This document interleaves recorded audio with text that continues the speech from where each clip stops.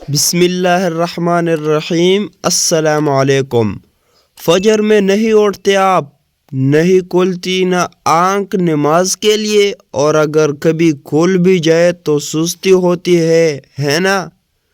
اذان کی آواز کان میں بھی پڑ جائے تو کروٹ بدل کر پھر سے نیند کی وادیوں میں کھو جاتے ہیں۔ پتہ ہے ایسا کرنے سے آپ کو کیا ملتا ہے؟ تھوڑی دیر کی میٹھی نیند دو بس۔ اور پتہ ہے آپ کیا کچھ کھو دیتے ہیں؟ آپ وہ کھو دیتے ہیں جس کے بارے میں ام المومنین سیدہ عائشہ صدیقہ رضی اللہ عنہا سے روایت ہے کہ نبی کریم صلی اللہ علیہ وسلم نے فرمایا، فجر کی 2 رکعت سنت پوری دنیا اور جو کچھ اس میں ہے اس سے بہتر ہے۔ سوچے ذرا کیا کچھ کھو دیا صرف ذرا سی نیند کے لیے۔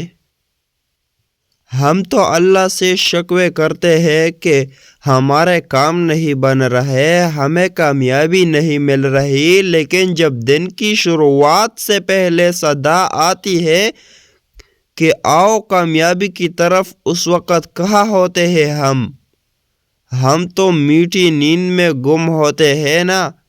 ہم فجر کی 2 سنتوں کو چھوڑ کر پتہ ہے کیا کرتے ہیں؟ دنیا و مافیا سے بہتر کو دیتے ہیں۔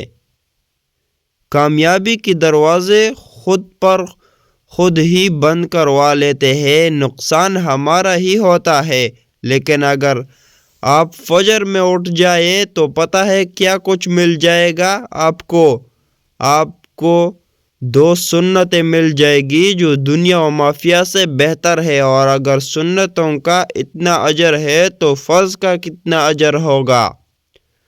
آپ کو اللہ کی رحمتیں مہربانیاں مل جائے گی، آپ کو کامیابیاں مل جائے گی، پھر آپ کے سارے مسئلے خود حل ہوتے چلے جائیں گے۔